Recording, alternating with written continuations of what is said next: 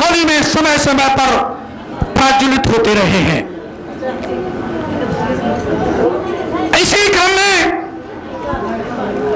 भारत मां की सतत साधना के पश्चात हरिद्वार की पावन भूमि में एक जाजुलमान मोती का प्रादुर्भाव हुआ, जिसने संकट के समय में देश के शासकों ने टकना ना चाहा, अपितु उन्होंने चुना इस ज्ञान के प्रचार और प्रसार। श्री जगत जननी माता का लाल का जन्म हुआ अंततः सन 21 सितंबर 1951 में भारत मां की सतत साधना के पश्चात देश के द्वार पर एक जवाहर जैसे मोती का प्रादुर्भाव हुआ और जैसे ही हुआ तो धूल के कुंडों में कलियां मुस्कुरा गई। चारों क्षितिज से सतपाल महाराज का नारा लगा दिया गया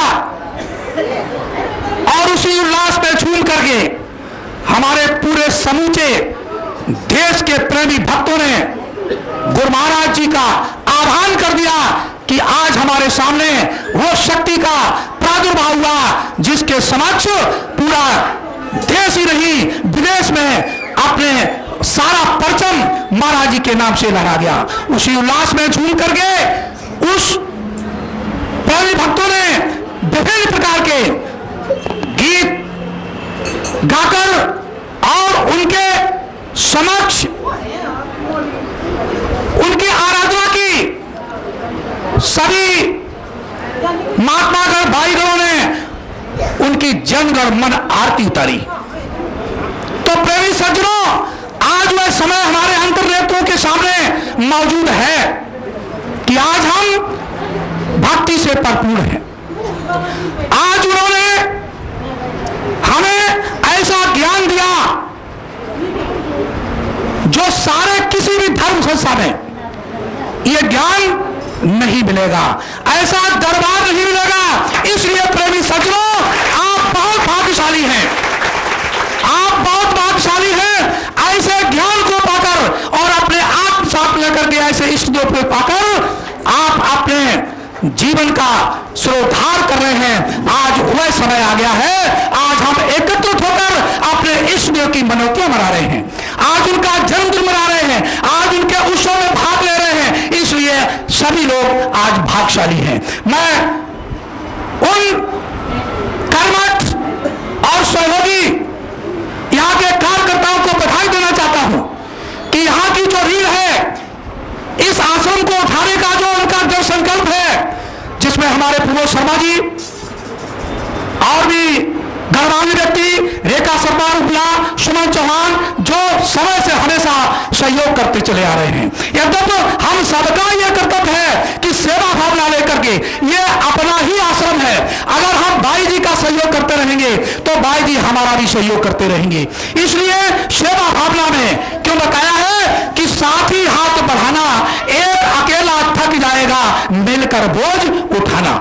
इसलिए हम सबका दायित्व है, हम सबकी ये रिस्पॉन्सिबिलिटी है कि बिना भेदभाव के, बिना किसी के ईर्ष्या जलन द्वेष से यहाँ सारा समाप्त हो जाता है, अंदर के विकार खत्म हो जाते हैं। और यहाँ गुरु महाराज जी के सानिध्य में, परम पूज्य भाई जी के सानिध्य में हम सभी निर्मल हृदय से आह्वान करते हैं। और आज दल संकल्प करने का ये मौका मिला है कि हम सभी सारे उनके जन्म दिवस पर बधाई की जाकर के भक्तों ने एक गूंज उठे, ताकि हमारी आवाज बैठे वहां पर हमारे गुरु महाराज जी सुन सके और वो कहें कि हमारे भक्त भी इस देश के अंदर है जो हमारे ज्ञान के प्रचार प्रसार में लगे हुए हैं। इसीलिए हमारी आवाज को सुनाना चाहते हो, गुरु महाराज जी को आकर्षण करना चाहते हो, तो हम अपनी भक्ति को सुधारें। हम भक्ति को सुधार करके अपने जीवन को और कृतज्ञ संकल्प बना करके रोशनी जीवन में लाएं। क्यों? इस ज्ञान का मतलब होता है कि जीवन में अंधकार मिटा करके हम ज्ञान के प्रकाश की ज्योति जलाएं और जो भी बताया जाता है अपने हृदय में आत्मसात करें। जब आत्मसात करेंगे तो प्रेमी सज्जनों, निश्चित रूप से मैं ये वादा करता हूं, आपके अंदर सद्भावना जागृत होगी, एक गुडविल पैदा होगी। जब सद्भावना हर प्रेमी के अंदर होगी, फिर कोई भी नो डिस्क्रिमिनेशन, भेदभाव खत्म हो जाएगा। हम आपसी प्रेम और सद्भावना से रहकर जीना सीखेंगे, क्यों हम सब भाई भाई हैं, और यही हमारे दरबार में सिखाया जाता है। इसलिए आप बड़े भाग्यशाली हैं। अब और अधिक परिवर्तन आ चुके हैं। हमारे परम श्रद्धेय श्री विभू जी महाराज ने यह बीड़ा उठाया कि हर डिस्ट्रिक्ट में नई शाखा का पुनर्गठन का आह्वान किया, जहां पर इस आश्रम में भी जूम मीटिंग के माध्यम से हमारे पदाधिकारियों का निर्देश है कि सभी शाखाओं को पुनर्जीवित किया जाए। जहां पर शाखा बंद पड़ी उनको दोबारा से फिर उसका क्या नाम है उसको जीवंत किया जाए, और ताकि हमारे प्रेमी भक्तों में ये भावना पैदा हो कि हम अपनी शाखा में हमारे क्या कर्तव्य है, क्या हमको करना है, ये सब जान जाएंगे। इसलिए हम सभी से ये आह्वान करता हूं, समय अभाव है, इसलिए सेवा भावना पर विशेष ध्यान दें और भक्ति साधना में अग्रणी रहें। इसी में हमारा जो है आत्म कल्याण है, और आत्म कल्याण करने के लिए हमको सत्संग चाहिए। सत्संग बड़े भाग्य से मिलता है, यह कहने की आवश्यकता नहीं है। बड़े भाग पाइए सत्संगा और बिनवे प्रयास होत भव भंगा। तो यह सत्संग बड़े भाग से प्रेमी सभी को प्राप्त होता है। आज देखो कितना सारा पंडाल भरा हुआ है, इसलिए बड़ा भाग्यशाली है। आपसे सहयोग करने की अपेक्षा है, बूंद बूंद से घड़ा भरता है। आपका अपना ही आश्रम है और आपके अपने ही हैं, इसलिए सब एक होकर के एक बुलंदी से आवाज उठाएं कि हम प्रेमी हैं, और प्रेमी का भाव होता है आपसी प्रेम करना। तो हम आपस में प्रेम करना सीखें तो हमारे अंदर विकार ही खत्म हो जाएंगे। इसलिए सहयोग की आवश्यकता है, सभी से सहयोग की अपेक्षा है, और कुछ ना कुछ सहयोग करेंगे तो ये सेवा, सत्संग और भजन में अग्रणी रहेंगे। इसी समय को हम ज्यादा न लेते हुए अपनी वाणी को ही विराम करता हूं। पुनः जय घोष करेंगे।